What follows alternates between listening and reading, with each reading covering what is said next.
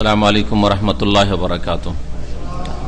বিসমিল্লাহির রহমানির রহিম। আলহামদুলিল্লাহি রাব্বিল আলামিন ওয়াস সালাতু ওয়াস সালামু আলা সাইয়্যিদিল মুরসালিন নবিয়িনা মুহাম্মদ ওয়া আলা আলিহি ওয়া সাহবিহি আজমাইন ওয়া মান তাবিআহুম বিইহসানিন ইলা ইয়াউমিদ্দিন, আম্মা বাদ। ফাউযু বিল্লাহি মিনাশ শাইতানির রাজীম। ইন্নাহু মান ইউশরিক বিল্লাহি ফাকাদ হারামাল্লাহু আলাইহিল জান্নাহ ওয়া মাওয়াহুন নার ওয়া মা লিয-যালিমিন মিন আনসার। সম্মানিত ব্রাদারান ইসলাম, আল্লাহ পাক রব্বুল আলামিনের যাবতীয় প্রশংসা যে আল্লাহ পাক রব্বুল আলামিন একই একক, যার জন্য সমস্ত ইবাদত বন্দেগী, যার কোনো শরীক নেই, যার দিন প্রত্যেক মানুষের জন্য আল্লাহ পাক নাজিল করেছেন। যারা এই দিনকে মেনে নিয়েছে তারাই হচ্ছে মুমিন মুসলিম। যারা আল্লাহ পাকের একত্ব তৌহিদ প্রতিষ্ঠা করেছে তারাই হচ্ছে সত্যিকার অর্থে মুসলিম মুমিন। আর যারা আল্লাহ পাকের তৌহিদকে অস্বীকার করেছে অথবা তৌহিদে কাউকে অংশীদার বানিয়েছে, তারা তাদের ঈমানকে নষ্ট করেছে। আজকের আকিদাতুত তাওহীদের দর্সের বিষয়বস্তু হচ্ছে কালেমায়ে শাহাদাত, লা ইলাহা ইল্লাল্লাহ, আল্লাহ ছাড়া কোনো সত্য মাবুদ নেই এই কথার সাক্ষ্য প্রদান করা, আর মুহাম্মদুর রাসূলুল্লাহ, মুহাম্মদ সাল্লাল্লাহু আলাইহি আল্লাহ পাকের রাসূল এই কথার সাক্ষ্য প্রদান করা, অর্থাৎ আশহাদু আল্লা ইলাহা ইল্লাল্লাহ, আমি সাক্ষী দিচ্ছি যে আল্লাহ ছাড়া কেউ সত্য মাবুদ নেই, আরও সাক্ষ্য প্রদান করছি যে মুহাম্মদ সাল্লাল্লাহু আলাইহি আল্লাহ পাকের রাসূল।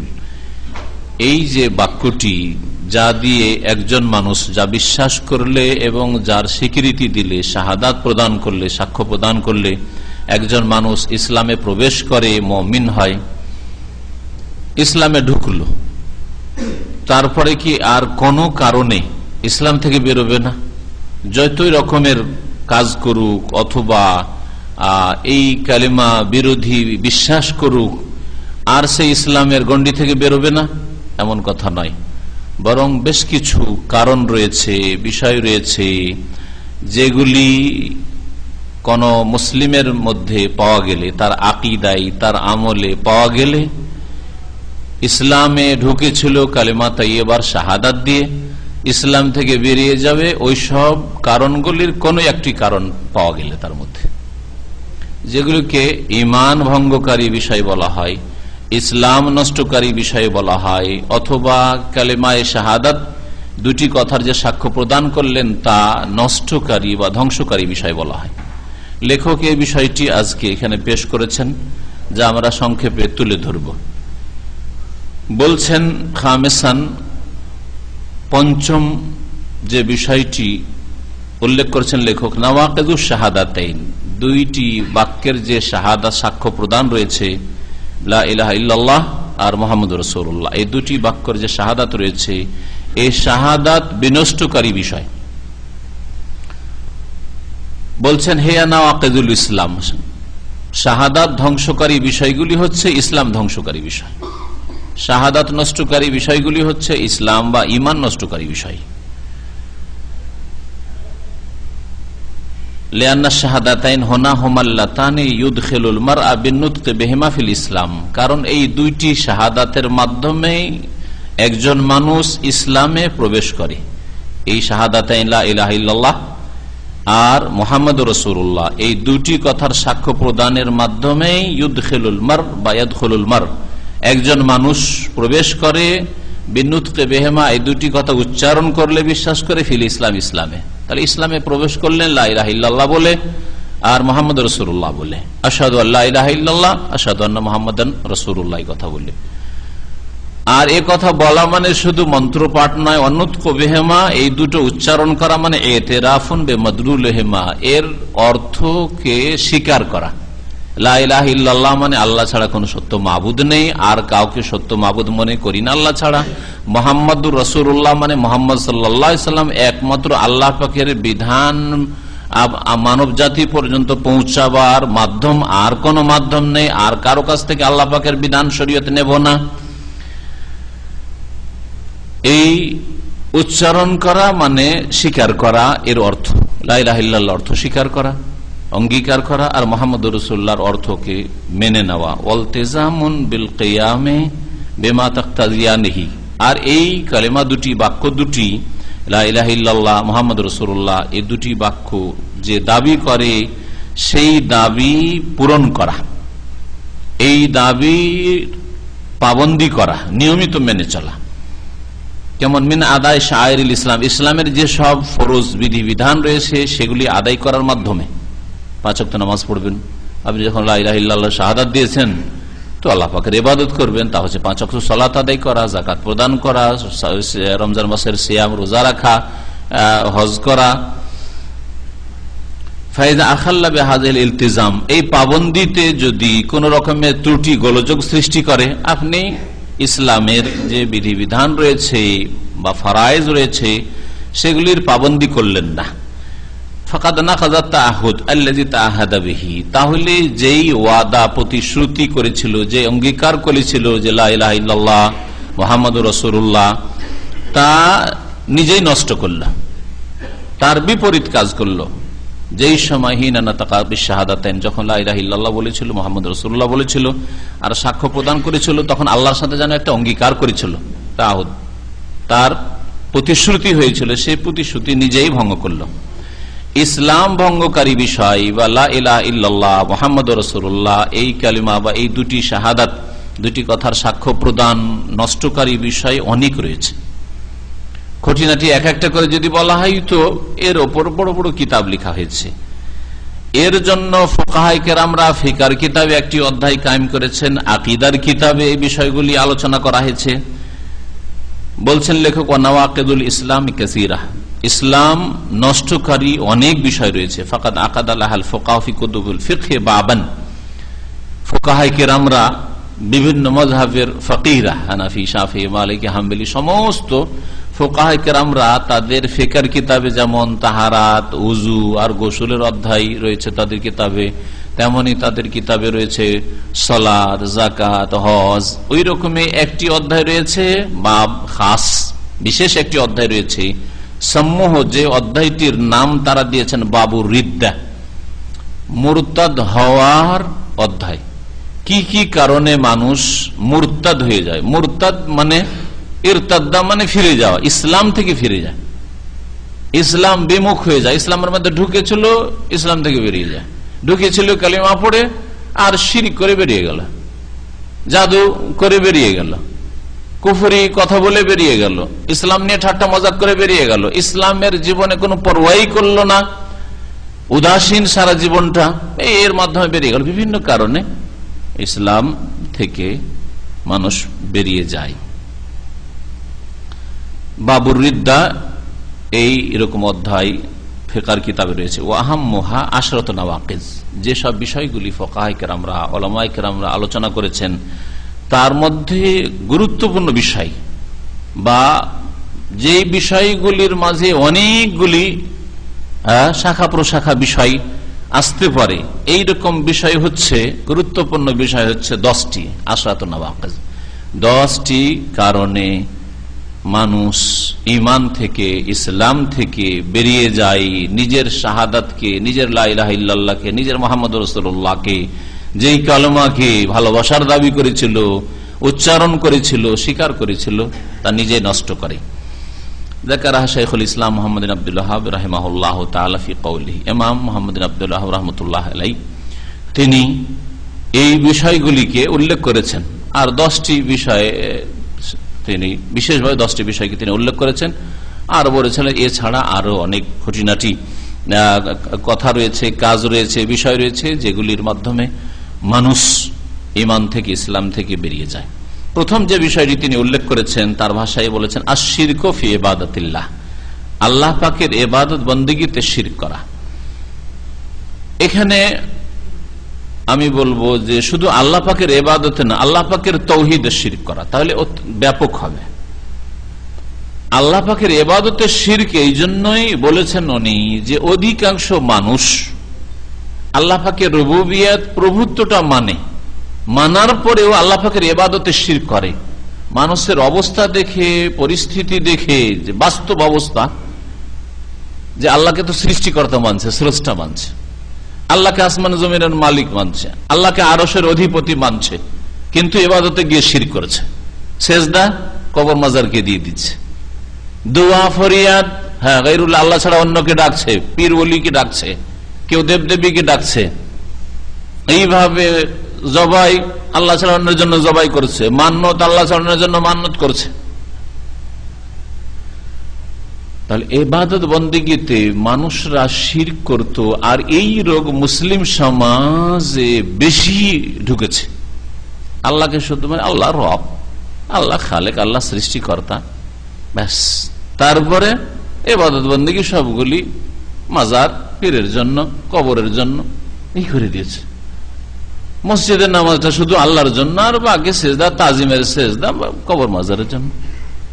মসজিদে সালাম ফেরার পরে মোনাজাত, যে বিদাতি মোনাজাত করে থাকে, ওই বিদাতি মোনাজাতটা আল্লাহর জন্য, বাকি সবসময় বালা মুসিবতের সময় যখন বড় বড় বালা মুসিবত আসবে তখন আল্লাহকে ডাকা নেয়, তখন মাজারে চলে যাওয়া। যে 10 বছর 20 বছর হয়ে গেল ছেলে মেয়ে হয় না, যাও মুখ মাজারে যাও, তাহলে ছেলে পাবে। রোগ ভালো হয় না, অনেক চেষ্টা করলো, আল্লাহর কাছে দোয়া করলো, ডাক্তারও দেখালো, চিকিৎসা করালো, রোগ ভালো হয় না। যখন বড় বালা মুসিবত আসে তখন আল্লাহকে ছেড়ে দিয়ে গায়রুল্লাহর কাছে, আল্লাহর অসহায় বান্দা যারা মৃত চলে গেছে, দাফন কখন যে হয়েছে আর সরে গেলে কি হয়েছে আল্লাহ পাক জানে, আছে কি না আছে এখানে লাশ, বা আসলে এই কবরে কোনো মানুষকে দাফন করা হয়েছে কি, ভুয়া কবর, এই বিনা পুঁজির ব্যবসার জন্য আসলে মাজার তৈরি করা হয়েছে, সেখানে গিয়ে ধর্নাতে মনে করে এখানে গিয়ে রোগ হবে। তো ইবাদত বন্দেগী অধিকাংশ মানুষ ইসলামে আসা সত্ত্বেও বা জন্মসূত্রে মুসলিম হওয়া সত্ত্বেও আল্লাহ পাকের ইবাদতে শিরক করেছে। এই জন্য তিনি বলেছেন আশিরকু ফি ইবাদাতিল্লাহ। আর না হলে অনেকে এমন আছে যারা আল্লাহ পাকের ইবাদতে শুধু শিরক করে না, আল্লাহ পাকের প্রভুত্বে, আল্লাহ পাকের কাজেও শিরক করে, আল্লাহ পাকের কাজেও শিরক করে। আরব মুশরিকরা আল্লাহ পাকের ইবাদতে শিরক করত, আল্লাহ পাকের কাজে শিরক করত না। তারা কখনো বলতো না যে এসব দেবদেবী আমাদেরকে রিজিক দেয়, দেবদেবী আসমান জমিন সৃষ্টি করেছে, দেবদেবী নিয়ন্ত্রণ করে। কিন্তু মুসলিম সমাজের অনেক আলেম জালেমও রয়েছে আর মূর্খ জালেমও রয়েছে, ইন্না শিরকা লাযুলমুন আযীম, যারা মনে করে যে মাজারে চাদর চড়ালে, মাজারে খাসি মোরগ জবাই করলে বাবা আমাদের রিজিকে বরকত দিবেন, মনের কামনা বাসনা পূরণ করবেন, যেটা আল্লাহর কাজ। তারা আল্লাহর কাজেও রুবুবিয়ত শিরক করে থাকে। কবর মাজারে গেলে ছেলে মেয়ে হয় না, ছেলে মেয়ে পাওয়া যায়। ছেলে মেয়ে দান করা আল্লাহ পাকের কাজ, আওলাদ দান করা, সন্তান সন্ততি দান করা আল্লাহ পাকের কাজ। আল্লাহ পাকের কাজেও শিরক করে যে বাবার দান, এই ছেলেটা আমার বাবার দান, ওই পীর মাজারে গিয়েছিলাম তো পীর সাহেবের দান এটা। তাহলে রুবুবিয়ত শিরক করেছে মানুষ, শুধু আল্লাহ পাকের ইবাদতে শিরক করেনি। অনেকে আল্লাহ পাকের রুবুবিয়তে শিরক করেছে, যে আল্লাহ ছাড়াও এরা দেয়। সারা পৃথিবীর সবকিছুর উপর নিয়ন্ত্রণ একমাত্র আল্লাহ পাকের, এটা হচ্ছে তাওহীদ। অনেকে মনে করে গৌস কুতুব আছে, বড় বড় উলি আউলিয়া আছে যারা পৃথিবী ধরে আছে, বা মানুষ যখন বালা মুসিবতে পড়ে, জাহাজ যখন ডুবে যাচ্ছে সমুদ্রে বা নদীতে, তখন তারা উদ্ধার করে। এরকম কিসসা কাহিনী আছে না নেই? হ্যাঁ, ওলি আউলিয়াদের নামে, তাদের নামে কিসসা কাহিনী আছে যে কোনো হাজিদের জাহাজকে ধাক্কা দিয়ে জিদ্দায় পৌঁছে দিল, কখনো বালামস আগুন লেগেছিল 5000 কিলোমিটার দূর থেকে নেমিয়ে দিল, কাবায় আগুন লেগেছিল, কাবায় কুকুর ঢুকেছিল 5000 কিলোমিটার দূর থেকে, ভারত বাংলাদেশ থেকে কুকুর তাড়িয়ে দিল, পানি ছিটিয়ে দিল, ওখান থেকে আগুন নেমে গেল কাবা শরীফের। সব কিসসা কাহিনী তাদের কিতাবে মজুদ আছে আর তাদের বক্তব্যে মজুদ আছে। তাই আল্লাহ পাকের কাজ এগুলি, গায়বী সাহায্য করা, হ্যাঁ আল্লাহ পাকের কাজ, সেগুলি মানুষকে দিয়ে দিচ্ছে। তাহলে আল্লাহ পাকের কাজে রুবুবিয়তে তো শিরক করেছে। তো ইসলাম ভঙ্গকারী বিষয় শুধু আল্লাহর ইবাদতে শিরক করে না, আল্লাহ পাকের ইবাদতে শিরক করলে ইসলাম নষ্ট হয়। আল্লাহ পাকের রুবুবিয়ত, আল্লাহ পাকের কাজ আর কাউকে সামান্য দিয়ে দিল যে আল্লাহ করেন ওরাও করে, দিলেও ইসলাম থেকে বেরিয়ে যায়। আল্লাহ পাকের নাম গুণাবলীর ক্ষেত্রে যদি কেউ তাওহীদুল আসমা ওয়াস সিফাত নষ্ট করে, শিরক করে, তাহলে তাতেও ইসলাম ভঙ্গ হয়ে যায়। মহান আল্লাহ ইরশাদ করেছেন, ইন্নাল্লাহ লা ইয়াগফিরু আইয়ুশরাকা বিহি, নিঃসন্দেহে আল্লাহ পাক মাফ করেন না যদি তার সাথে শিরক করা হয়। তার সাথে শিরক করা হলে তিনি মাফ করেন না। ইন্নাল্লাহ লা ইয়াগফির, আল্লাহ পাক মার্জনা করেন না, ক্ষমা করেন না তার সাথে শিরক করা হলে আইয়ুশরাকা বিহি ওয়া ইয়াগফিরু মা দুনা যালিকা, এর নিচের গুনাহগুলিকে আল্লাহ পাক মাফ করেন তবে লেমাইয়াশা, যার জন্য চান। সবাইকে মাফ করে দিবেন এমন কথা নেই।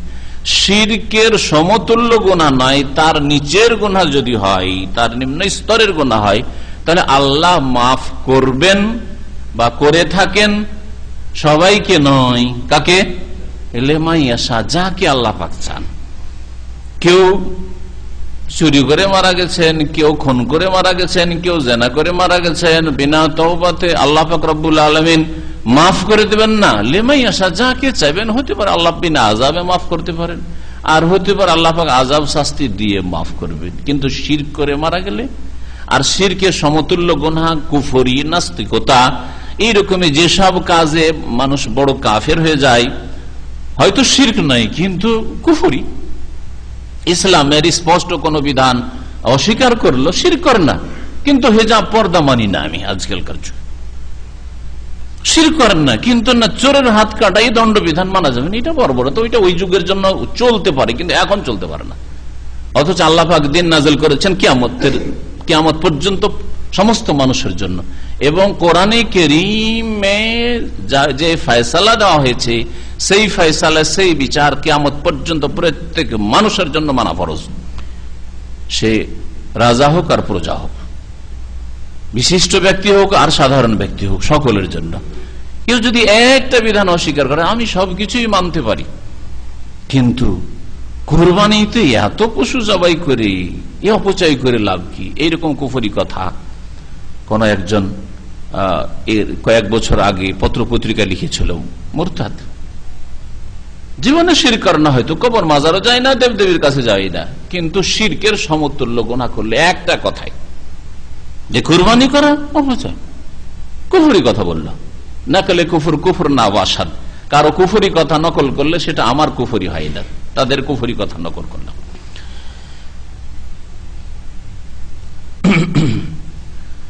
ওয়াকালা তাআলা, মহান আল্লাহ ইরশাদ করেছে, ইন্নাহু মান ইউশরিক বিল্লাহ, জেনে রাখো যে কেউ আল্লাহর সাথে কাউকে শরীক করবে, কোনো কিছুকে শরীক করবে, ফাকাদ হারামাল্লাহু আলাইহিল জান্নাহ, তাদের জন্য আল্লাহ পাক জান্নাতকে হারাম করেছেন।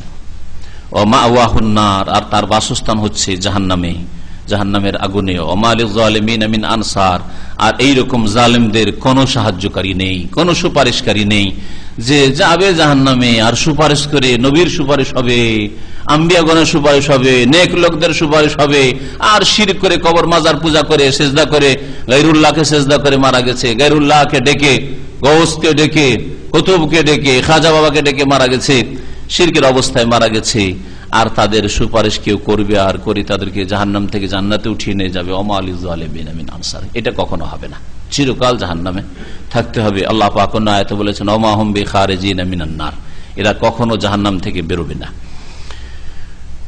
এরই অন্তর্ভুক্ত হচ্ছে যতগুলি গায়রুল্লাহর ইবাদত, তার মধ্যে একটির উদাহরণ পেশ করেছে, আমিনহু আযযাবহু লিগায়রি, আল্লাহ ছাড়া অন্যের সন্তুষ্টির জন্য জবাই করা, আল্লাহ ছাড়া অন্যের সন্তুষ্টির জন্য জবাই করা।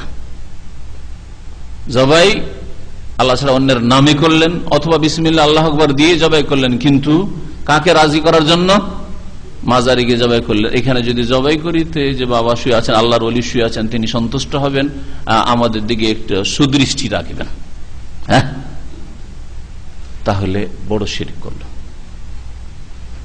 এই জন্য হয় আল্লাহ ছাড়া অন্যের নামে জবাই করলো, অথবা আল্লাহ ছাড়া অন্যের নৈকট্য লাভের জন্য, সন্তুষ্টির জন্য জবাই করলো, অন্যের আপ্যায়নের জন্য নয়। কারণ মানুষের আপ্যায়নের জন্য আমরা জবাই করি, মেহমান অতিথি এসছে, সুতরাং খাসি জবাই করে দিলাম, গরু জবাই করে দিলাম, লোক এসছে অনেক, অথবা মোরগ জবাই করে দিলাম, এটা শিরক নাই, এটাও তো মানুষের জন্য জবাই করলাম। এমনি আজকে জবাই করতাম না, কিন্তু কেন জবাই করলাম? অতিথিরা এসছে সেই জন্য। এটা তাদের সন্তুষ্টির জন্য নয়, বরং তাদের আতিথ্যের জন্য, হ্যাঁ, তাদের আপ্যায়নের জন্য। কাযাবহিলিল আদরিহা, যেমন কবর মাজারের জন্য জবাই করা, আউযাবহিলিল জিন, অথবা জিনের জন্য জবাই করা। অনেকেই জিনকে খুশি করার জন্য, জিন পেরেশান করেছে, বিরক্ত করেছে, বাড়িতে ছেলে মেয়েদেরকে জিন ধরেছে বা কোনো কাউকে জিন ধরেছে, সুতরাং কবিরাজ বলছে, ওঝা বলছে যে একটা কালো খাসি জবাই কর, না একটা সাদা মুরগ জবাই কর, জবাই করে অমুক জায়গাতে ফেলে আয়, বিশেষ বিশেষ তরিকায়। আমি একটা উদাহরণ দিলাম, এছাড়া আরো ভিন্ন ভাবে বলতে পারে, হ্যাঁ, দিয়ে চলে আয়, অথবা খা, অথবা খাস না। তারপর আমাদের দেশে যখন ওই হাম হয় তখন বললে যাকে হাম হয়েছে বা ওই আপনার যেটাকে স্মল পক্স বলে হয়, তখন বলে যে 7 রকমের মিষ্টি নিয়ে খাওয়া। উদ্দেশ্য এখানে যে এই ছেলেকে খাওয়াইলে ওই জিনকে খাওয়ানো হবে, জিনকে খাওয়াইলে আর জিনের কারণে এইসব রোগ আসছে আর বালা মুসিবত আসবে না। সে কি আকিদা এগুলো? কাজটা তো মনে হলো যে কয়েক রকমের মিষ্টি খাওয়াইলাম, কিন্তু আসলে কাকে খাওয়াইলাম? উদ্দেশ্য হচ্ছে জিনকে খাওয়ানো। এই ছেলে খাওয়া মানে জিন খাওয়া। হ্যাঁ, আর জিন আর বাড়ির অন্য কাউকে বিরক্ত করবে না, বা জিন এর কোনো অঙ্গ হানি করবে না, অঙ্গ নষ্ট করবে না। বিভিন্ন এরকম শিরকি কুফরি আকীদা আছে মুসলিম সমাজে। 2 নম্বর কারণ যাতে ইমান ইসলাম নষ্ট হয়ে যায়, কালেমার সাক্ষ্য প্রদান করে মুসলিম হয়েছিলেন, আপনার ইসলাম থেকে আবার আরেক দিক দিয়ে বেরিয়ে গেলেন, ছিদ্র বেরিয়ে গেলেন। সেটা হচ্ছে মানজা আলা বাইনাহু ওয়া বাইনা আল্লাহি ওয়াসায়, যে ব্যক্তি তার মাঝে আর আল্লাহর মাঝে কোন ওসিলা মাধ্যম সাব্যস্ত করবে, যে আল্লাহ পর্যন্ত সরাসরি পৌঁছা যায় না। আল্লাহ পর্যন্ত পৌঁছিতে হলে কাউকে ধরতেই হবে, কোন ওলি বুজুর্গ পীর ধরতেই হবে। মাধ্যম না ধরলে আল্লাহ পর্যন্ত পৌঁছা যায় না। যেমন আমরা এখানে ওপর তলায় এসছি, সেজন্য আমাদের হয় লিফট ব্যবহার করতে হয়েছে, না হয় সিঁড়ি ব্যবহার করতে হয়েছে। দুনিয়ার ক্ষেত্রে সিঁড়ি লাগে, আর আপনি ইমান আমলের ক্ষেত্রে জান্নাত পাওয়ার জন্য সিঁড়ি লাগবে না। আর সিঁড়ি বিদাতীদের কাছে, মুশরিকদের কাছে সিঁড়ি হচ্ছে পীরের মুরিদ হওয়া, সিঁড়ি হচ্ছে মাজারে যাওয়া, সিঁড়ি হচ্ছে কোন একটা তরিকত ধরা। চিশতি তরিকায় ধরেন নাই, কাদেরি তরিকার একটা তরিকায় আসা, এগুলো হচ্ছে সিঁড়ি না। যারা এসব মাধ্যম সাব্যস্ত করে, যেই মাধ্যম কি আল্লাহ স্বীকৃতি দান করেননি, তারা ইমানকে নষ্ট করবে। তবে হ্যাঁ, আল্লাহর নৈকট্য লাভের জন্য, আল্লাহ সন্তুষ্টির জন্য মাধ্যম আছে, কোরআনে কারীমে বহুবার বলা হয়েছে। আর সেটা কোনো গোপনীয় জিনিস না, বাতিনি ইলম নাই, সবার জন্য জাহিরি একবার প্রকাশ্য ইলম।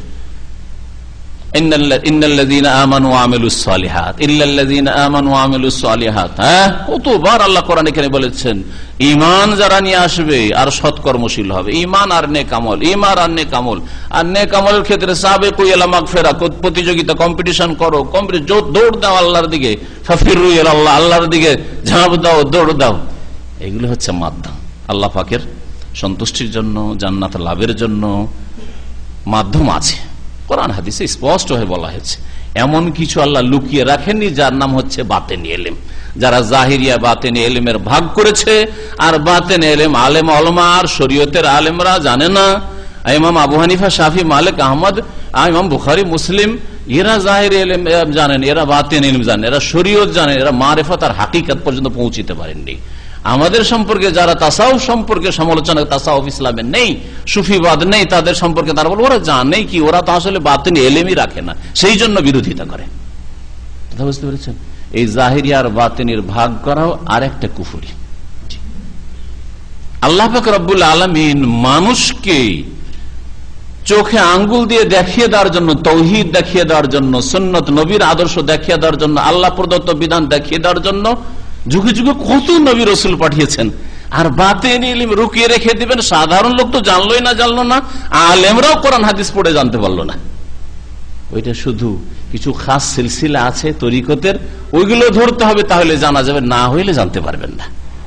কত বড় অন্যায় কথা। যেই ব্যক্তি নিজের মাঝে এবং আল্লাহর মাঝে ওসিতের বহুবচন মানে হচ্ছে ওসিলা, মাধ্যম সাব্যস্ত করবে। কিরকম মাধ্যম? ইয়াদুহুম, তাদেরকে ডাকবে, যে এদেরকে ডাকলে আল্লাহকে ডাকা হয়, এদেরকে রাজি করলে আল্লাহকে রাজি করা হয়। ওয়াসআলুহুমুশ শাফাআহ, তাদের কাছে সুপারিশ কামনা করবে। ওয়া তাওয়াক্কালু আলাইহিম, তাদের উপর আস্থা ভরসা করবে। ফাইন্নাহু ইয়াকফুরু ইজমান, তাহলে সর্বসম্মতিক্রমে উলামাদের ইজমা, ঐক্যমত রয়েছে যে কাফের হয়ে যাবে, মুশরিক হয়ে যাবে। আল্লাহর মাঝে আর নিজের মাঝে ওসিলা, মাধ্যম সাব্যস্ত করলো, যে তাদেরকে ডাকে। কোরআনে কারীমের বিশেষ একটি তরজমার কথা বলছি, তাফসীরের কথা বলছি। সূরা ফাতিহা টিকাই লিখছেন ওই ব্যক্তি, আর যেই তরজমাটি সৌদি আরব থেকে ভুলবশত ছাপানো হয়েছে আর ব্যান করা হয়েছে উর্দু ভাষায়, তার হাসিয়াতে সূরা ফাতিহা আছে, এই লম্বা সাইজে উর্দু ভাষায় ছাপানো হয়েছিল।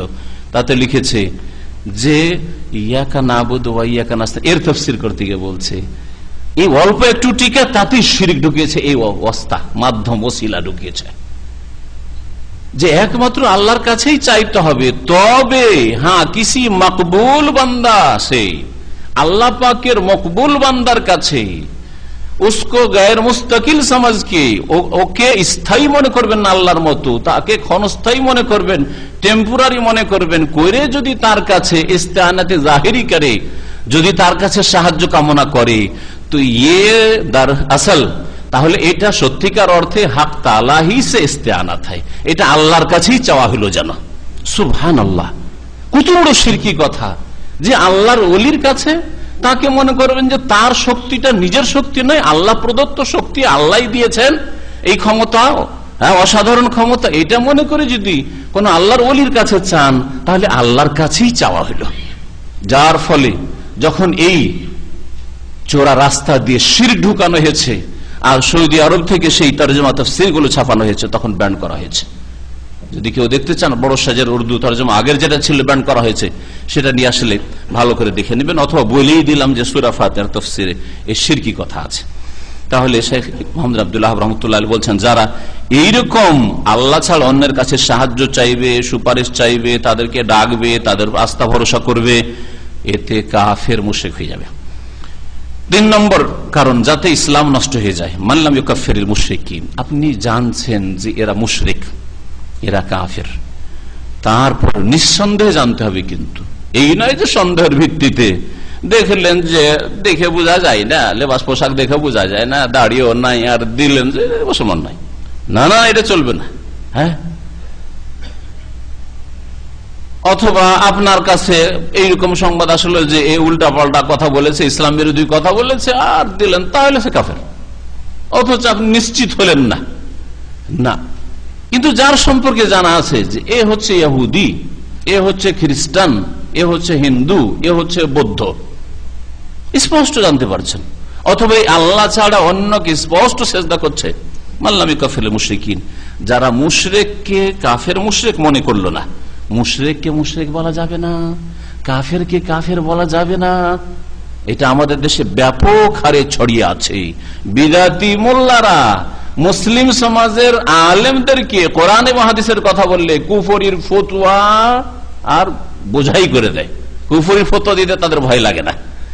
আর কাফের মুশরিকদের সম্পর্কে বিদাতি মোল্লারা বললে কাফেরকে কাফের বলবেন না, এটা অন্যায় কথা, কাফের কাফের বলবেন না, কাফেরকে যে কাফের বলবে না, মুশরিককে মুশরিক বলবে না, মুশরিক গণ্য করবে না, সেই ব্যক্তি নিজে মুসলিম থাকবে না। তার মানে মনে করলো যে আমি যেমন জান্নাতের রাস্তায় আছি, কাফের মুশরিকও জান্নাতের রাস্তায় আছে।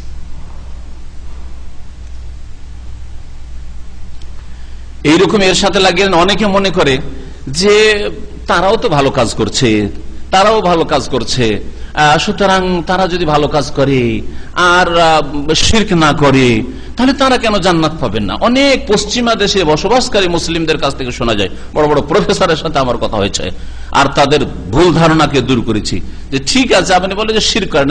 প্রথম কথা, কোন খ্রিস্টান তৃতীয়বাদ ছাড়া একত্বতে বিশ্বাসী নয়, তাওহীদে বিশ্বাসী নয়। হ্যাঁ, ইহুদিদের মধ্যে তৌহিদ নেই, হিন্দুদের মধ্যে তৌহিদ আল্লাহর একত্ব নেই, বৌদ্ধদের মধ্যে আল্লাহর তৌহিদ একত্ব নেই, লা ইলাহা ইল্লাল্লাহ শেষ। তারপরে ধরেই নিলাম যে হ্যাঁ লা ইলাহা ইল্লাল্লাহ ঠিক আছে, আল্লাহকে এক ইলাহ মনে করে আর তৌহিদ নষ্ট করে না। তাহলে দ্বিতীয় অংশটুকু কোথায় গেল? মুহাম্মদুর রাসূলুল্লাহ, মুহাম্মদ সাল্লাল্লাহু আলাইহি সাল্লামকে সারা বিশ্বের সমস্ত মানুষের জন্য রাসূল কি মানে কোন খ্রিস্টান, কোন ইহুদি মানে যে তার জন্য রসুল হয়েছেন মুহাম্মদ সাল্লাল্লাহু আলাইহি ওয়াসাল্লাম?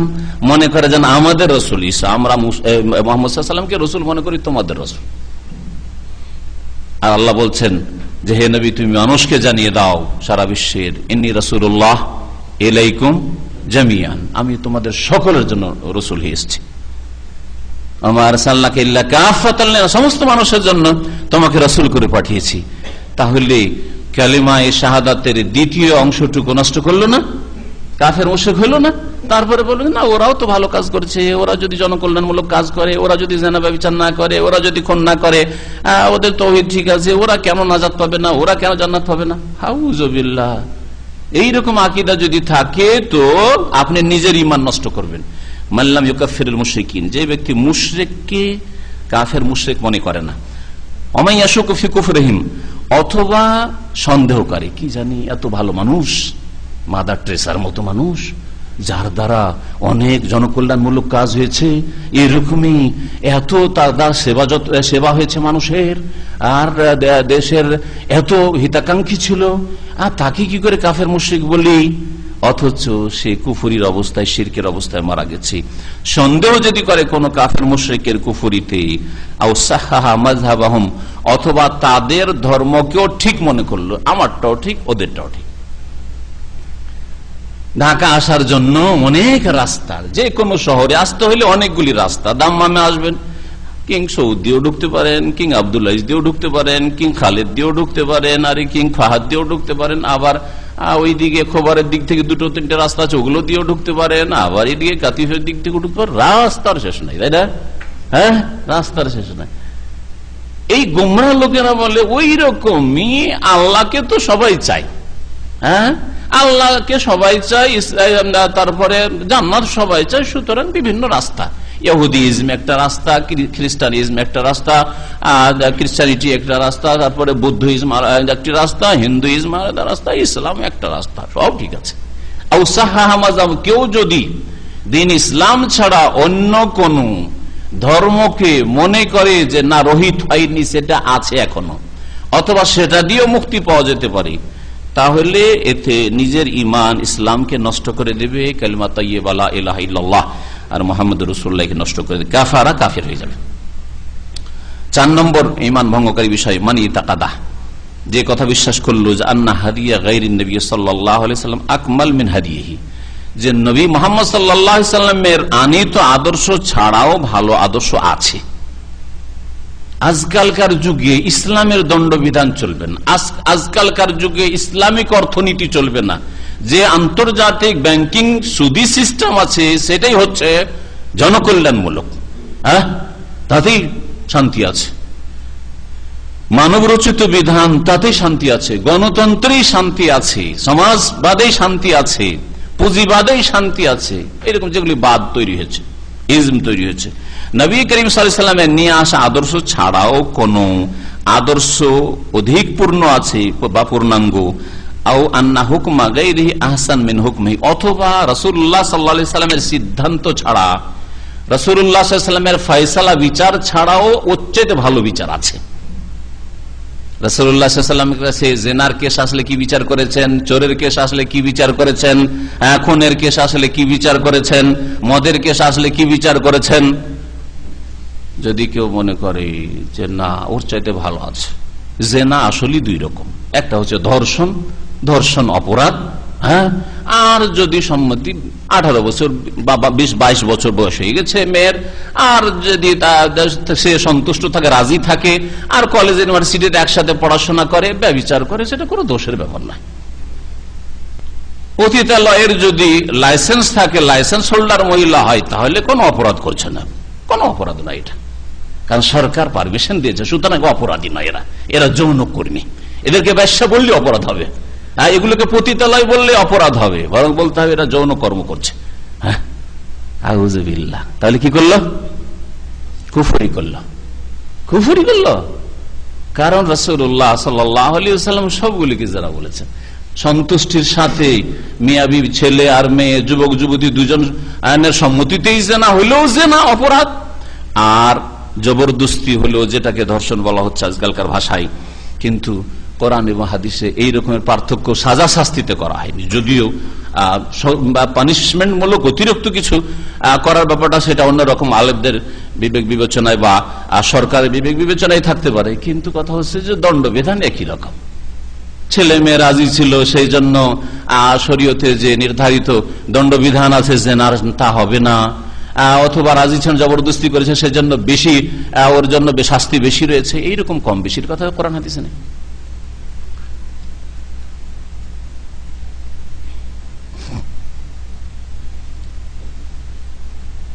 যেমন একটি উদাহরণ দিয়েছেন, অনেক পুরাতন উদাহরণ, আজকাল নতুন এইরকম কুফরি, নবীর আদর্শের উপর অন্যকে প্রাধান্য দেওয়া হচ্ছে, অন্যকে বেশি ভালো বলা হচ্ছে, এই রকমের অনেক কথাই শোনা যায়।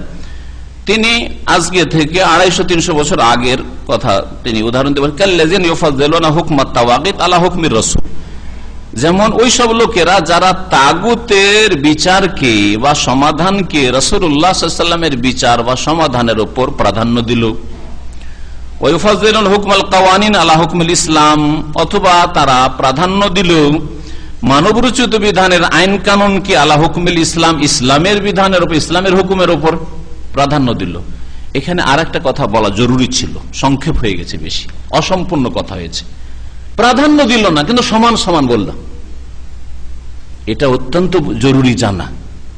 একজন মানুষ কালিমা লা ইলাহা ইল্লাল্লাহ পড়েছে বা জাতিতে মুসলিম, বলছে যে আমি ইসলামও মানি, ইসলামের দণ্ডবিধান, চোরের হাত কাটাটাও মানি, জেনার শাস্তিটাও মানি, আর যেটা পশ্চিমা আইন বা আইন কানুন যেসব ল ওইটাও মানি, ওটাও ঠিক আছে, দুটি সমানই একই রকম, ওটা তো পানিশমেন্ট আছে, এটাও পানিশমেন্ট, এটাও ধরা যেতে পারে, এটাও ধরা, এটাও করা যেতে পারে, ওইটাও করা যেতে পারে। প্রাধান্য দিল না, হ্যাঁ, নবীর আদর্শের ওপরে রাখলো না, কিন্তু সমান করে দিল। আল্লাহর বিধানের সমান করলো মানব রচিত বিধানকে, সেই ব্যক্তিও কাফের মুশরিক হয়ে যাবে। শুনলে ভালো করে, জি। ফাইন্না খায়রাল হাদিসে কিতাবুল্লাহ, খায়রাল হাদি হাদি মুহাম্মাদিন সাল্লাল্লাহু আলাইহি সাল্লাম। আফা হুকমাল জাহিলিয়াতি ইয়াবগুন, আল্লাহ কোরআনে বলছেন জাহিলিয়াতের বিচার তোমরা চাও। জাহিলিয়াতের বিচার কি আল্লাহ প্রদত্ত বিচারের উপর নিয়ে আসছো, বিচারের কাছে পাশাপাশি কারো দাঁড় করছো? চিন্তা করুন এই বিষয়টি। হয়তো অনেকে চিন্তা করছেন সমান করলো তো এমন কোন বড় অপরাধ করলো, অপরাধ করলো না? আরে রাসূলুল্লাহ সাল্লাল্লাহু আলাইহি ওয়াসাল্লাম রাসূল, তার উপর ওহী এসেছে, তিনি আসমানি বিধান মানব জাতিকে দিয়েছেন, আর ইয়ে তার মগজ থেকে তৈরি করে নিজের বিচার নিয়ে এসেছে যে চোরের 1 বছর জেল, হ্যাঁ, মদ খেয়েছে চলো 10 দিন জেল, হ্যাঁ, তাই না, জেনা করেছে, ধর্ষণ করেছে, সুতরাং দেখা যাক এই ক্ষেত্রে চলো 1 বছর থেকে নিয়ে 5 বছর জেল, হ্যাঁ, তার মধ্যে আবার এই বয়সে হইলে চলবে না, এই হইবে না, এই হবে না। ইন্না লিল্লাহি ওয়া ইন্না ইলাইহি রাজিউন। তাহলে চিন্তা করেন, আপনার রসুলকে আপনি মোহাম্মদ রসুল্লাহ পড়ছেন, আর ওই মানব রচিত বিধান যারা রচনা করেছে তাকে তো রসুলের মর্যাদা দিলেন, কুফরি হলো না? এবার বুঝতে পারছেন যে নবীর আদর্শের সমানও যদি মনে করেন মানুষের তৈরি করা কোন মতবাদকে, তাহলে কাফের মুশরিক হয়ে যাবে। কেন? কারণ সে মোহাম্মদ রসুল্লাহ সাল্লাল্লাহু আলাইহি ওয়াসাল্লামের জীবনের প্রত্যেকটি ক্ষেত্রে রসুল মনে করলো না, উসওয়াতুন হাসানা উত্তম আদর্শ মনে করলো না। আরো আছে, মোহাম্মদ সাল্লাল্লাহু আলাইহি ওয়াসাল্লামের সাথে আরো অনেকে আছে, তাদের সমাধানও নেওয়া যেতে পারে। আমরা এটা নিচ্ছি, ওরা ওইটা নিচ্ছে, অসুবিধাটা কি? কুফরি করলাম।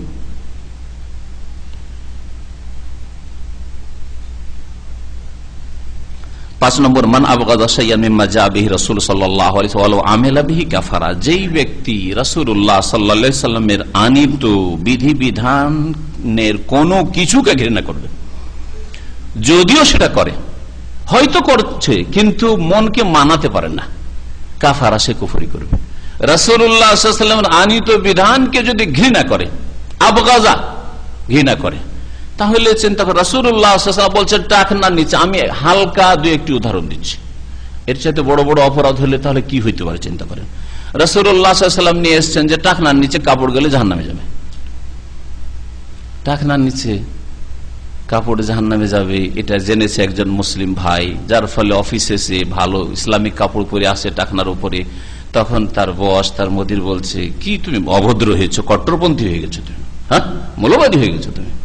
তার মানে এটাকে ঘৃণা করা হচ্ছে। রাসূলুল্লাহ যে লেবাস নিয়ে এসছেন, ফরজ লেবাস, এমন নয় যে এটা মানে সুন্নতি লেবাস, না, সুন্নতি না, ফরজ লেবাস, এটা যেটা টাকনার উপরে কাপড় হইতে হবে, এটা ফরজ। হ্যাঁ, এটা হওয়া, এইটা বলতে পারেন যে ঢিলা ঢালা সুন্নতি লেবাস, আমি শার্টও পড়তে পারি, আমার জন্য জায়েজ, কিন্তু টাকনা নিচে করা জায়েজ নাই।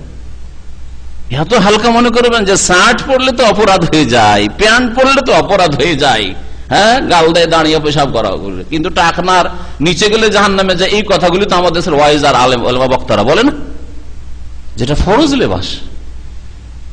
তাহলে আপনি যদি ঘৃণা করেন এইরকম কোনো কিছু, দাড়িকে ঘৃণা করে, আজকাল বড় দাড়ি দেখলে অনেকে তাকায়, মসজিদে অনেক সময় দেখি বারবার করে তাকাচ্ছে, কি আজব লোক এলো, বড় দাড়ি দেখলে তাকানো, বড় দাড়ি অত লোক খুঁজে পাওয়া যায় না। সুতরাং একটা দুটা যদি মসজিদে দেখে তো তাকিয়ে এলো কে, আবার কে তোর দাড়িওয়ালা? আমার জীবনে একটা ঘটনা ঘটছে, মজার ঘটনা। এমনও মানুষ আছে যে গোটা বংশে হয়তো দাড়ি নেই, এটা টের পেয়েছি। মদিনায় আমার প্রথম কালে কোন এক আমার পরিচিত ভাই, তার সাথে তার কফিলের বাসা যাই। কফিলের বাসা গিয়ে বসলে তার একটা 3-4 বছরের বাচ্চা আসছে, মেয়ে আসছে। আসার পরে আমার এই দাড়ি দেখার পরেই যেমন ভয় করে, আমাদের দেশের কেউ বিড়াল দেখলে, কেউ শিয়াল কুকুর দেখলে যেমন ভয় করে, দাদা বুঝতে পারছেন, একটা নতুন কিছু দেখলে ভয় করে, ওই রকম যেন ভয় করছে, ও ভয় করছে। তার মানে কি বুঝলাম যে গোটা বংশকে বংশ দাড়ির কোনো চিহ্নই নেই, দাড়ি নেই। যদি এই ছেলে মেয়েটা দাড়ি জীবনে দেখে থাকতো তাহলে তাকে আজব কেন লাগবে? ওই রকমই যেমন ভারতে থানাকে থানা, ডিস্ট্রিক্টে ডিস্ট্রিক্ট বোরখা নাই এমন এলাকা আছে, বা এরকম বহু দেশ আছে। ওইসব এলাকায় আমরা দেখেছি বোরখা পরে আমাদের ফ্যামিলিদেরকে নিয়ে আসলে কয়েকবার এরকম দেখেছি, বোরখা নিয়ে আসছি তো ভল্লুক ভল্লুক ভল্লুক, কথা বুঝতে পার, জীবনে দেখেনি। তো ওই রকম হয়ে গেছে দাড়িটা আজকাল মুসলিম সমাজে। জি, বুঝতে পেরেছেন? তাহলে কেউ যদি দাড়িকে ঘৃণা করে, এখানকার ঘটনা আমাদের দিনী ভাই দর্শে মাঝে মাঝে আসে, এখনো সে আছে দাঁড়িয়ে নিয়ে। প্রথম যুগে তার বস নিজে দাঁড়িয়ে রাখে, ছোট ছোট দাঁড়িয়ে রাখে। একটু বড় দাঁড়িয়ে রেখেছে, তার বলছে তুই দাঁড়িয়ে রাখতে পারবে না। তুই কেন? তর্ক বিতর্কে বলছে আপনি যে রেখেছেন। বলছে আমি আর তুমি এক, আনা মুদির, হ্যাঁ প্যালেস্টাইনি, আল্লাহর আযাব কেন আসবে না বলেন দেখি? ইহুদিকে কাফেরকে আল্লাহ কেন চাপাবে না? চিন্তা করার বিষয় রয়েছে। বলছে আমি হচ্ছি মোদির বস আর ইউ আর টি বয়। হ্যাঁ, আরে টি বয় তুমি কেন দাঁড়িয়ে রাখবে? তুমি স্মার্ট থাকতে হবে। তার মানে দাড়ি মানে মোল্লা স্মার্ট নও, তাহলে দাড়ি রেখেও কুফরি হবে, সাবধান। দাড়ি রাখছেন কিন্তু মনে করেন যে দাড়ি টি বয়ের জন্য রাখা ঠিক না, একটু স্মার্ট হয়ে থাকতে হবে। অনেক অতিথি মেহমান আসছে, বিভিন্ন কোম্পানির ইয়েরা আসছে, প্রতিনিধি আসছে, তাদের সামনে একটা দাড়িওয়ালা নিয়ে গিয়ে চা দেবে, রুচি অবিকা হবে না। ইহুদি আসছে, খ্রিস্টান আসছে, কাফের আসছে, সুতরাং একটা একেবারে ওইরকম হইতে হবে। তাহলে ঘৃণা করলো দাড়িকে।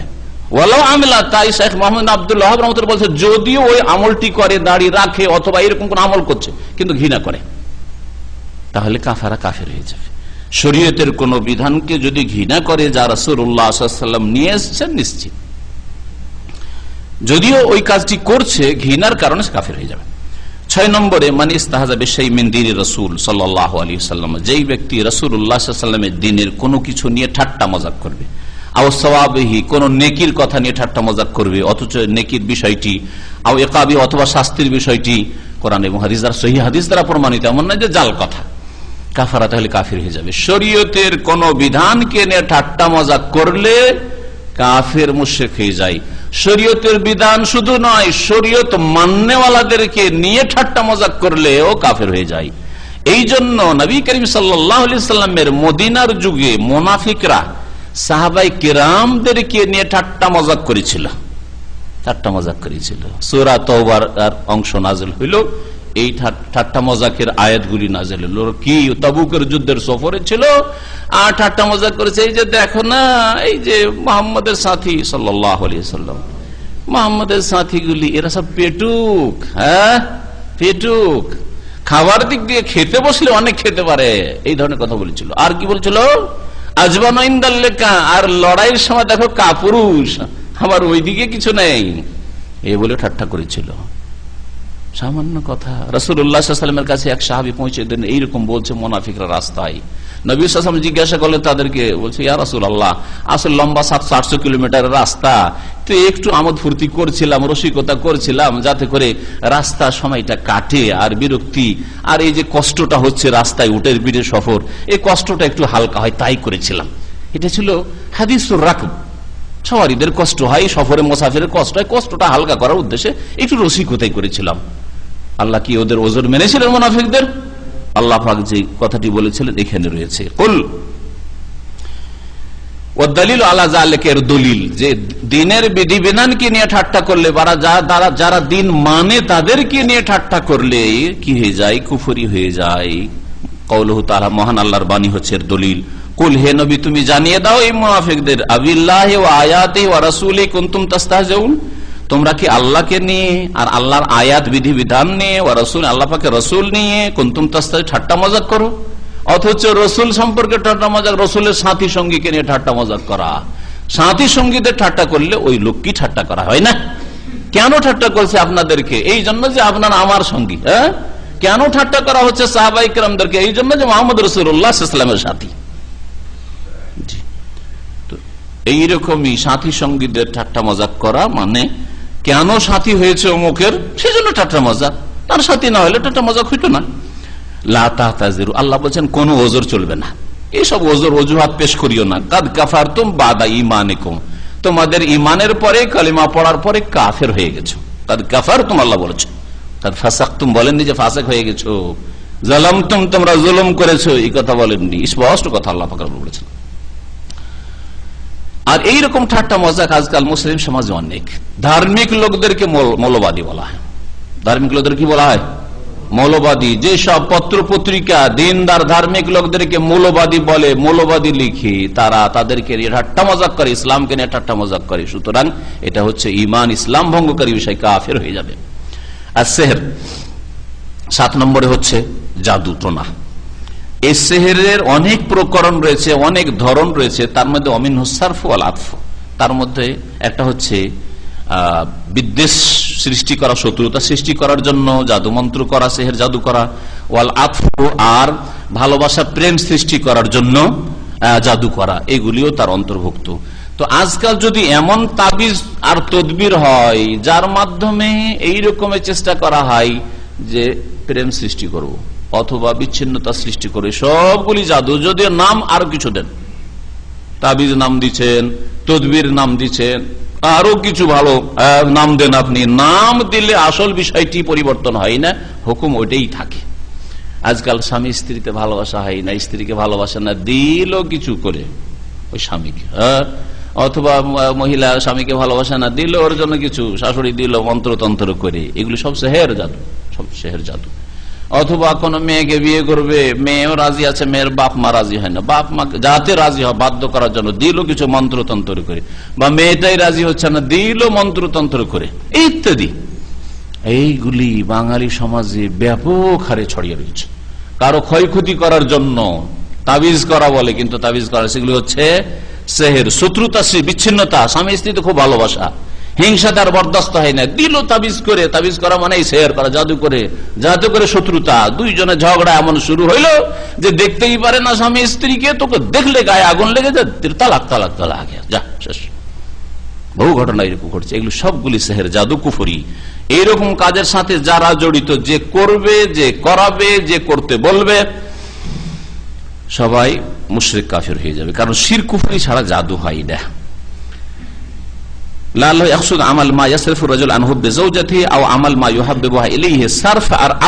এই দুটি ভাষার আমি ব্যাখ্যা করে দিচ্ছি। ওই ব্যাখ্যাটা লেখক বলছেন যে এ থেকে লেখকের উদ্দেশ্য, মানে শেখ মোহাম্মদ আব্দুল্লাহ রহমতুল্লাহ উদ্দেশ্য হচ্ছে যে এমন কিছু মন্ত্রতন্ত্র করা যা দিয়ে কোনো পুরুষ মানুষকে তার স্ত্রীর ভালোবাসা থেকে দূরে সরিয়ে দেওয়া, মানে বিচ্ছিন্নতা সৃষ্টি করা। আমাল মা ইউহাব্বিবুহা ইলাইহি, অথবা প্রেম সৃষ্টি করা, ভালোবাসা, মিল মহব্বত হয় না, তো দাও কিছু একটু তদবির তাবিজ টাবিজ করে দেন যাতে করে মিল মহব্বত হয়, আমার মেয়েকে যেন আমার জামাই ভালোবাসা, ইত্যাদি সব করা। ফামান ফাআলাহু, যে ব্যক্তি এই কাজ করবে, আও রাজিয়া বিহি, অথবা সন্তুষ্ট থাকবে যে ঠিক আছে করেন। কেউ আপনাকে হয়তো পেশ করলো যে আমি করে দিচ্ছি এটা, ঠিক আছে অসুবিধা নেই, কাফারা, কাফের হয়েছে। আপনার মেয়েকে ভালোবাসেন, জামাই আমি নিজেই করে দিচ্ছি, পয়সা লাগবে না। ভাবলেন আমি তো করতে পারিনি, হ্যাঁ, রাজি থাকলেন, কাফারা, কাফের হয়ে যাবে। দলিল, এর দলিল কওলুহু তাআলা, মহান আল্লাহর বাণী, ওমা ইউআল্লিমান মিন আহাদিন। এই হারুত মারুত যে আল্লাহর পক্ষ থেকে এসেছিলেন, তারা কোন সময় কোন মানুষকে এই তাদের ইলম, যে জ্ঞান তাদেরকে দেওয়া হয়েছিল, শিখাতেন না। হাত্তা ইয়াকুলা, যতক্ষণ পর্যন্ত না বলে দিতেন এই কথা, ইন্নামা নাহনু ফিতনাহ, আমরা নিঃসন্দেহে তোমাদের পরীক্ষার জন্য প্রেরিত হয়েছি। আমাদেরকে আল্লাহ তোমাদের ফিতনা স্বরূপ, পরীক্ষা স্বরূপ আল্লাহ পাঠিয়েছেন। ফালা তাকফুর, সুতরাং কুফরি করিও না। আমাদেরকে আল্লাহ পাঠিয়েছেন জাদুর বিদ্যা দিয়ে, জাদুর বিদ্যা শিখবে, আর শিখার পরে যদি প্রয়োগ করো কাফের হয়ে যাবে, এই আয়াত। আর ওর সাথে পাশাপাশি আছে যে ওমা কাফারা সুলাইমান ওয়ালাকিন্নাশ শায়াতিনা কাফারু। সুলাইমান আলাইহিস সালাম কুফরি করেনি, মানে জাদু জাদুর বলে তার বা আংটির বলে তার রাজত্ব চলতো, এইসব কুফরি কথা, এইসব না, এইসব ইহুদিদের রচনা। আমা কাফারা সুলাইমান ওয়ালাকিন্নাশ শায়াতিনা কাফারু, তবে কি কাফের হয়েছে? শয়তানরা কাফের হয়েছে। ইউআল্লিমুনান নাসা সিহর, সুলাইমান আলাইহিস সালামের জামানায় শয়তানরা, জিনেরা জাদু শিখাতো। হ্যাঁ, তাহলে কেন কাফের হয়েছে? ইউআল্লিমুনান নাসা সিহর, মানুষকে জাদু শিখাতো, সেই জন্য কাফের হয়েছে। তাহলে জাদু শিখানো, জাদুর ছাত্র হওয়া, শিক্ষা লাভ করা, জাদুর কাজ করা, জাদুর কাজ করতে বলা, নিজে হয়তো জানেন না, ভাই একটু করে দিন তো, একটু তদবির করে দিন তো, সবগুলি হচ্ছে কুফরি কাজ, মুশরিকদের কাজ, কাফের মুশরিক হয়ে যায়। 8 নম্বর হচ্ছে মুজাহারাতুল মুশরিকিন, মুশরিকদের সহযোগিতা করা, জেনে শুনে মুশরিকের সাহায্য সহযোগিতা করা। ওয়া মুআওয়ানাতুহুম, আর তাদের সাহায্য করা, আলাল মুসলিমিন। মুজাহারা মানে সহযোগিতা করা, আর মুআওয়ানা মানে সাহায্য করা, কাছাকাছি অর্থ। মুসলিমদের বিরুদ্ধে এমনি মুশরিকের সাহায্য করেন, অসুবিধা নেই, কিন্তু ইসলামের বিরুদ্ধে, মুসলিমদের বিরুদ্ধে কাফের সাহায্য করা ঈমান ইসলাম ভঙ্গকারী বিষয়। আপনি একজন মুসলিমের ক্ষতি করার জন্য একজন কাফের কোম্পানিতে, আমরা ছোট উদাহরণ দিই, আমরা বড় বড় উদাহরণ না দিয়ে, হ্যাঁ, রাষ্ট্রীয় পর্যায়ে আর ওইরকম আন্তর্জাতিক পর্যায়ে ওইরকম উদাহরণ না দিয়ে আপনার ব্যক্তি জীবনে আপনার কোম্পানিতে একটা কাফের আছে, অমুসলিম, সে একটা মুসলিমের ক্ষতি করতে চায়। বলছে যে মুসলিমের ক্ষতি করলে আমি বলাতে কিছু হবে না, কিন্তু একটা মুসলিমকে যদি ফেভারে নিতে পারি, পয়সা দিয়ে হোক আর যেভাবে হোক, একটা কোনো টোপটাপ দিয়ে হোক, যেভাবে হোক না কেন, প্রলোভন দিয়ে হোক, ওকে যদি আমি নিজের সাপোর্টে নিতে পারি আর ওকে যদি সাক্ষী হিসাবে পেশ করি, তাহলে ওর চাকরি খেয়ে দিতে পারবো, ওকে এক্সিট লাগিয়ে দিতে পারবো। আর তাই করলো। আপনি এখানে কার সহযোগিতা করলেন? কাফের সহযোগিতা করলেন। কার বিরুদ্ধে? মুসলিমের বিরুদ্ধে। আপনার অবস্থা কি? আপনি কুফরি করলেন, মুশরিক হয়ে গেলেন।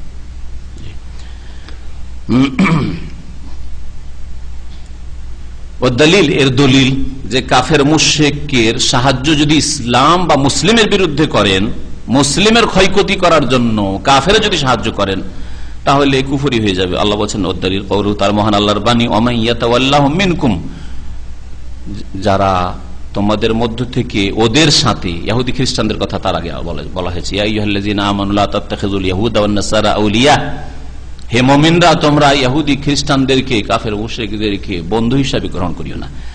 তোমাদের মধ্যে যারা ওদের সাথে কি করবে? বন্ধুত্ব স্থাপন করবে, ফাইন্নাহু মিনহুম, তারা তাদের দলে শামিল হবে, আল্লাহর কাছে তাদের দলে গণ্য হবে, আর কিয়ামতের দিন তাদের সাথে উঠবে। ইন্নাল্লাহা লা ইয়াহদিল কওমাজ জালিমিন, আর আল্লাহ পাক জালেম সম্প্রদায়কে রাস্তা দেখান না। এই বিষয়গুলি আরো বিস্তারিত বোঝার প্রয়োজন রয়েছে। আজকে সংক্ষেপে সেরে দিই, ইনশাআল্লাহ তাআলা এতে আরো বেশ কিছু জিনিস রয়েছে যেগুলো ইনশাআল্লাহ তাআলা আগামীতে আলোচনা করা হবে।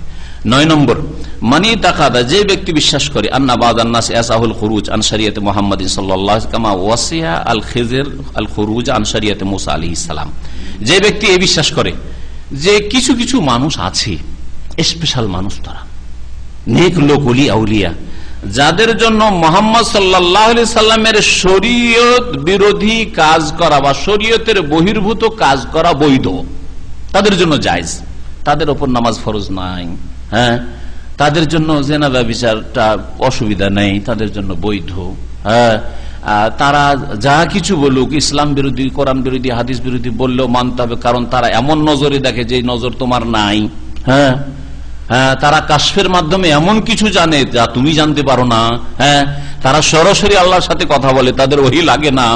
সুতরাং তারা যদি বলে যে তোমার যাই নামাজটাকে মদে ডুবিয়ে নামাজ পড়ো, মরিদান আপত্তি করবেন না, আছে না নাই পীরদের কিতাবে? এটা কি ঈমান ভঙ্গকারী বিষয়?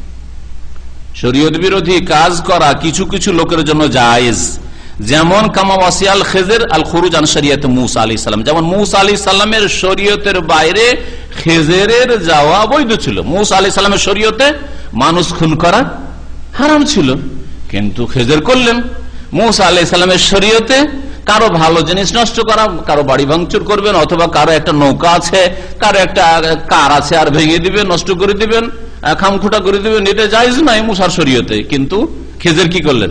নতুন নৌকাটাকে ভেঙে দিলেন, হ্যাঁ, ছিদ্র করে দিলেন, ফুটো করে দিলেন। আর হ্যাঁ, ওই সন্তানের মাথা খুন করা বললাম, আর একটা করেছে একটু উপকার করেছিল, ওইটা এমন অপরাধ ছিল না। যাই হোক, জি হ্যাঁ, তো বলছি না মুসা আলাইহিস সালামের শরীয়ত যেমন মানেনি খেজের, তারপরেও খেজের ভালো মানুষ, নেক মানুষ, নিঃসন্দেহে আমাদের কাছে সবারই কাছে, তাই না? তো ওই রকমই আল্লাহর ওলিরা যদি মোহাম্মদ সাল্লাল্লাহু আলাইহি ওয়াসাল্লামের শরীয়ত নাও মানে, নামাজ নাও পড়ে, তবু আল্লাহর ওলি। বুঝতে পেরেছেন কি শয়তানি কথা? এইরকম কেউ এতেকাদ যদি রাখে ফাহুয়া কাফের, সে কাফের। যে কিছু কিছু ওলিয়া আউলিয়া আছে তাদের জন্য নামাজ রোজা লাগে না, ওর আল্লাহ পর্যন্ত পৌঁছেই গেছে। যারা ফানা ফিল্লা হয়ে গেছে, নামাজ রোজা কিসের জন্য? Training course. এটা কোর্স আল্লাহ পর্যন্ত পৌঁছার ওসিলা। যখন অলরেডি ওখানে পৌঁছে গিয়ে ফানা হয়ে গেছে, ফানা ফিল্লা হয়ে গেছে, প্রথম স্তরে ফানাফি শেখ হয়েছে, পীরে লয় বিলীন হয়েছে, আর তারপরে ফানাফির রসুল হয়েছে, তারপরে ফানাফিল্লা হয়ে গেছে। 3 স্তরের কথা আছে না নেই পীরদের কিতাবে? পড়েছেন? আমার আলোচনা তো আছে, শুনবেন ভালো করে। তো আল্লাহ যখন ফানা মানে নিজে একাকার হয়ে গেছে, তো পৌঁছে গেছি গন্তব্যস্থানে, আবার নামাজ রোজা কিসের জন্য? আরে ভাই, আমার গাড়ি লাগবে অথবা ফ্লাইটের টিকিট লাগবে, যতক্ষণ পর্যন্ত আমি জেদ্দা বা মক্কা পৌঁছতে পারিনি। আর মক্কা পৌঁছে যাওয়ার পরে আবার বাস কেন তলাশ করবো? হ্যাঁ হ্যাঁ, আবার প্লেনের টিকিটের কি প্রয়োজন? একদম টু জেদ্দা যাওয়ার জন্য আমি পৌঁছে গেছি জেদ্দা। বুঝছেন না? বলছে ওলিয়ারা তো ফানাফিল্লাহ আল্লাহ পর্যন্ত পৌঁছেই গেছে। এইটা সুফিবাদ শিখিয়েছে, সুফিবাদের ফসল এগুলি, সুফিবাদের বরকত এগুলি, আর এই সুফিবাদের নাম ইসলাম দিয়েছে এই বিদাতিরা।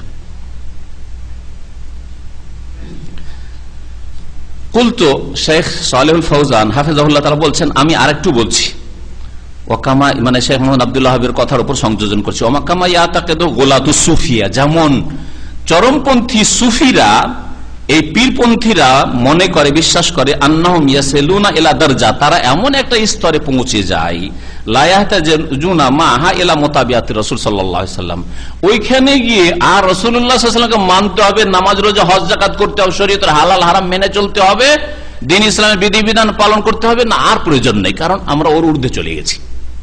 এটা কার আকীদা? সুফিদের, চরমপন্থী সুফিদের আকীদা। আর সুফি পীরদের কিতাবাদিতে এসব কথা আছে, আপনারা ভালো করে জানেন, আর না হলে দেখে নেবেন যারা জানেন না। 10 নম্বর যাতে ইমান নষ্ট হয়, আল ইরাদ আন দীনিল্লাহ, আল্লাহর দিন থেকে ফিরে যাওয়া। আল্লাহর দিন থেকে এমন ফিরলেন, এই ফিরা নাই যে আমি ঘোষণা করলাম আমি আল্লাহর দিন মানি না, ওটা হয়েই গেল স্পষ্ট না। কিরকম? লায়াত আল্লামহু, 50-60 বছর বয়স পেলেন, দিন ইসলামের কিছুই শিখলেন না, নামাজও শিখলেন না, রোজাও শিখলেন না, হজও শিখলেন না, কালিমাও শিখলেন না, ইসলামের হালাল হারামও শিখলেন না, লায়াত আল্লাহ শিখলেন না, ওয়ালা ইয়ামালু বিহি, জীবনে আমলও করলেন না। জীবনে কখন আপনাকে দেখা গেল না যে মসজিদে এসে নামাজ পড়েন, আল্লাহর কাছে দোয়া করেন? কখনো না। ওই দলিল, তাহলে ইসলাম বিমুখতাকে বলা যেতে পারে। 10 নম্বর ইমান ভঙ্গকারী, যে 50-60 বছরের জীবন চলে যাচ্ছে, কিন্তু কখনো আল্লাহর দিকে দেখা গেল না, আপনাকে আল্লাহর দিনের ফরজ অজেব আদায় করতে দেখা গেল না, হারামে জীবনটা ডুবে থাকলো, বেপরোয়া জীবন যাপন। এর দলিল এতে যে কাফের হয়ে যায়, আল্লাহ বলছেন ওয়াল্লাযিনা কাফারু, যারা কাফের, আম্মা উনজিরু মুরিজুন, যে সম্পর্কে সতর্ক সাবধান করা হয়েছে তা থেকে তারা বিমুখ হয়ে যায়, মুখ ফিরিয়ে নেয়। শরীয়ত, দ্বীন, কোরআন হাদিস নাজিল করা হয়েছে, সারা জীবনটা কোরআন হাদিসে কিছুই শিখলো না। নামাজ পড়তে গিয়ে 40 বছর বয়স হয়ে গেছে, 30 বছর বয়স, বিয়ে করতে গেছে, আমি নিজের চোখে দেখেছি, বিয়ে করতে গিয়ে একবার এইদিকে দেখছে, একবার এইদিকে দেখছে, এরপরে কি করতে হবে না, পাশের লোকটা কি করে, রুকু আগে না সেজদা আগে? হ্যাঁ, সেজদা 2টা না 1টা, রুকু সেজদার মতো রুকু কি 2টা, জানে না, কিছুই জানে না, তারপরে মুসলিম? কখনো না, শিখলো না, আর আমল করলো। ভালো করে মনে রাখেন, আল্লাহ পাক আরো ইরশাদ করেছেন, এই আয়াতটি রয়েছে সূরা আহকাফের 3 নম্বর আয়াত, ওমান আযলামু মিম্মান যুক্কিরা বিআয়াতি রাব্বিহি, ওর চাইতে বড় জালেম আর কি হতে পারে, যাকে রবের আয়াত দিয়ে উপদেশ দেওয়া হয়েছিল, সুম্মা আরাযা আনহা, কিন্তু মুখ ফিরিয়ে নিল। ইন্না মিনাল মুজরিমিনা মুনতাকিমুন, আল্লাহ বলছে এরা হচ্ছে অপরাধী, অপরাধীদের অবশ্যই আমি প্রতিশোধ নেব, অপরাধীদের থেকে আমি অবশ্যই প্রতিশোধ গ্রহণ করব।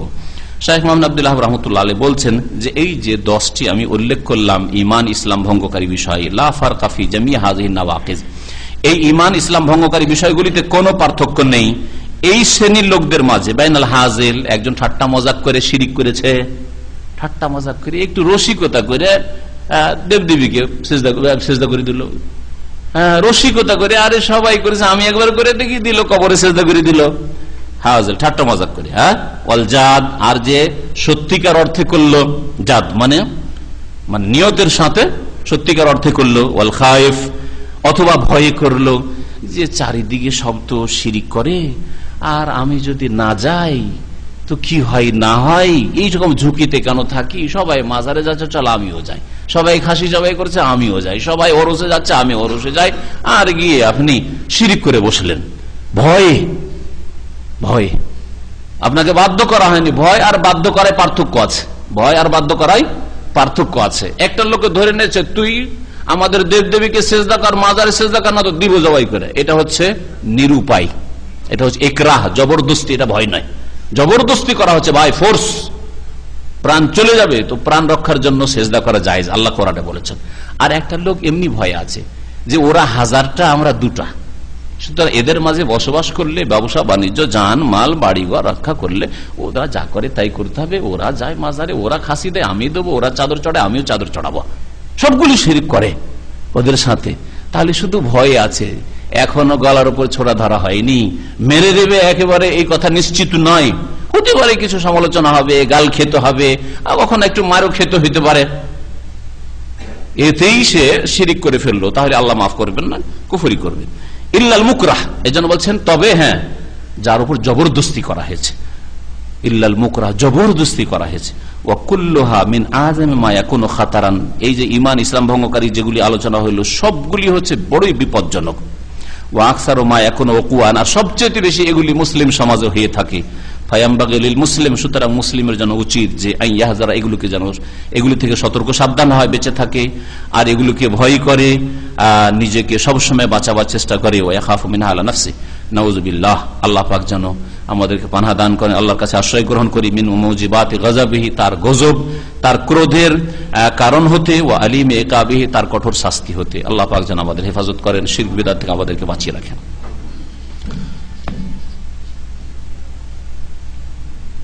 কথা লম্বা হয়েছে, কত বাজলো, কয়টা শুরু করেছি, বেশি তো হয়নি, 45 মিনিট। একটি কথা আর আছে, একটি কথা এখানে বলেনি, এই বিষয়ের সাথে সম্পর্কিত আপনাদেরকে প্রশ্ন করছি। তাহলে যদি কোন মানুষ, কোন মুসলিম এই 10টি কারণ যা উল্লেখ করা হইলো বা এই ধরনের কোন কারণ তার মধ্যে পাওয়া যায়, ঈমান ভঙ্গকারী কারণ, তাহলে তাকে কি ধৈর্য বলবেন যে তুই কাফের, বলা যাবে না? ওর জন্য আরো কিছু শর্ত আছে। হ্যাঁ, জিজ্ঞাসা করলাম, কে বলবে? বলা যাবে? একটা লোককে দেখলাম যে কবরে সেজদা করলো, হ্যাঁ, মাজার সেজদা করলো, হ্যাঁ, বলে দেবো যে তাহলে তুই কাফের। এটা একটা, যে একটা লোককে দেখলাম, বিশেষ লোককে, আর বিশেষ লোক সম্পর্কে বললেন আনতা কাফের, তুই কাফের, তুই মুশরিক, এটা একটা কথা। আর একটা হচ্ছে সাধারণ কথা, যে যারা আল্লাহ ছাড়া অন্যকে সেজদা করে তারা কাফের মুশরিক। দুটোই বলা যাবে না? দুটোই বলা যাবে না, না একটা বলা যাবে আর একটা বলা যাবে না? আম ভাবে, সাধারণ ভাবে যেই ব্যক্তি এই অন্যায়গুলি করে সে কাফের মুশরিক হয়ে যায়, এটা বলা যাবে।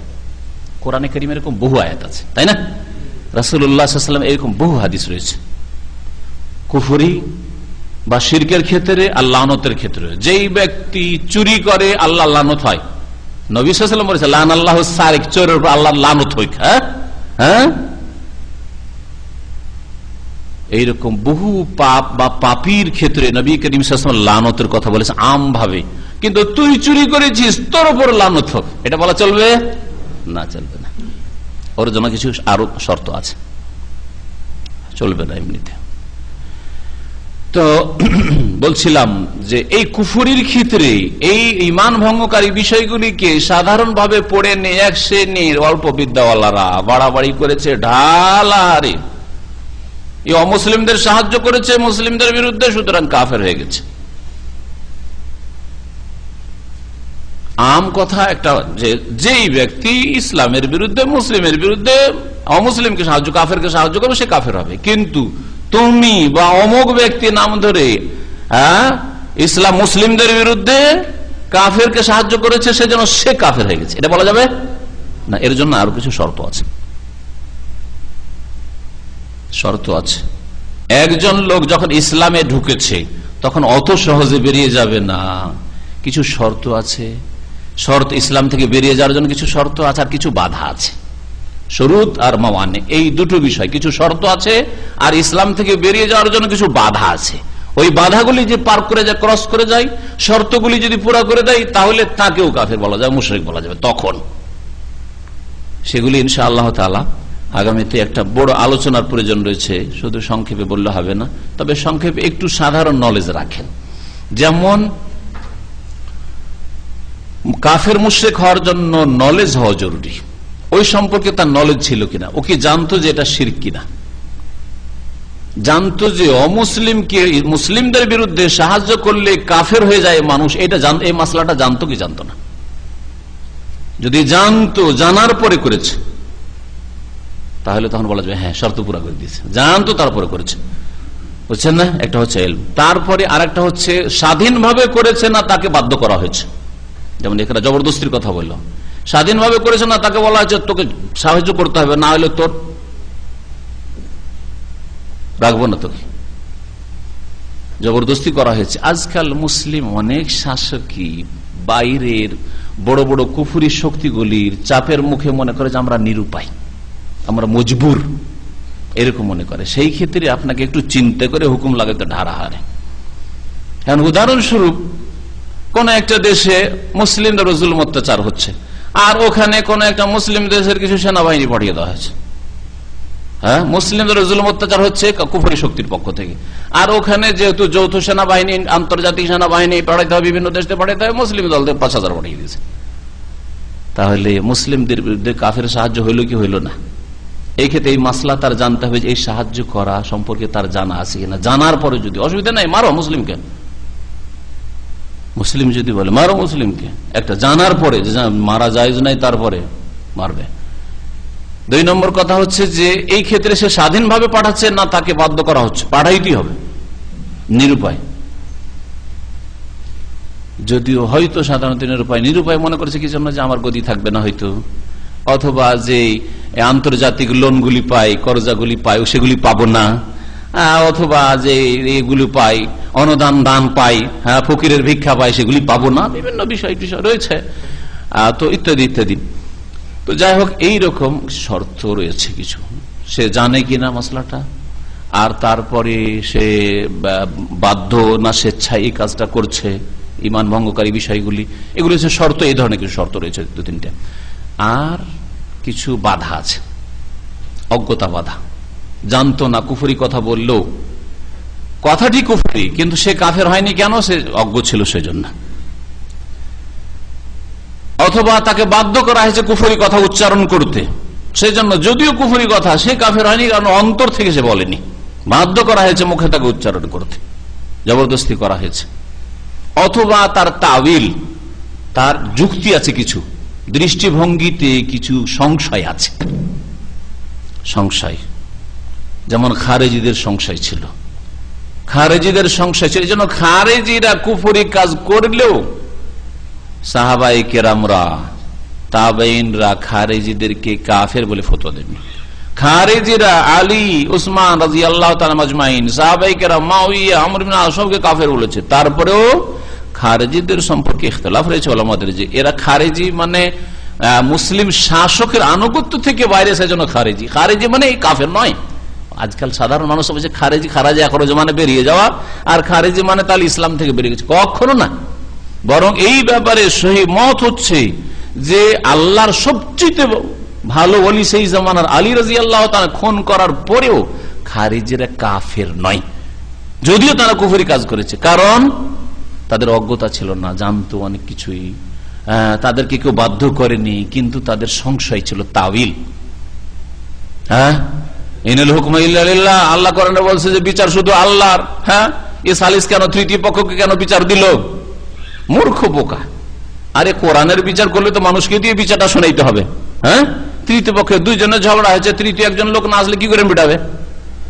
তো এটা তো ওই মানুষকে বিচারক মানলাম না, আল্লাহর বিধান দিয়ে আপনি বিচারটা করেন আমাদের দুইজনের মাঝে, ঠিক না? তো এই যে সংশয় ছিল, যার ফলে খারেজিরা মুসলিম শাসক খলিফা রাশেদের আনুগত্য থেকে বেরিয়ে যাওয়ার কারণে গুনাহগার, পাপিষ্ট, জালেম, খুনি, হ্যাঁ, অনেক কুফরি কথাও তাদের ধারণাও ছিল, মুসলিমদেরকে কাফের মনে করা, আল্লাহর নেক বান্দা সাহাবায়ে কেরামদেরকে কাফের মনে করা, কিন্তু তারপরও তারা কাফের নয়। বুঝতে পেরেছেন? তো এই জন্য ঢালাহারি কখনো মুসলিম শাসকদের বিরুদ্ধে এত সোচ্চার হয়ে আবেগে কাফের বলবেন না। হ্যাঁ, তারপরে মুসলিম শাসকদের যারা মানবরচিত বিধান দিয়ে দেশ পরিচালনা করছে তাদের ক্ষেত্রে ঢালাহারে কাফের বলে দিবেন না। যারা এরকম করে তারা কুফরি করে, কিন্তু ওইটা কি আমাদের দেশে ফিট হবে?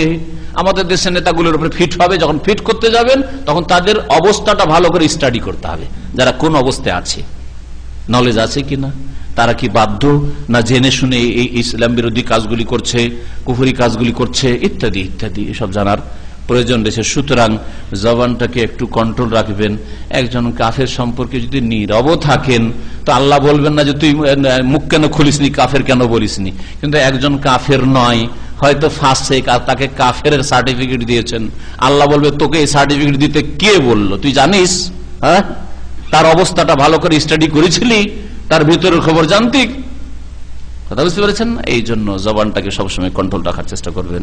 আল্লাহু আ'লাম, সাল্লাল্লাহু আলা নবিয়িনা মুহাম্মদ ওয়া আলা আলিহি ওয়া সাহবিহি আজমাইন।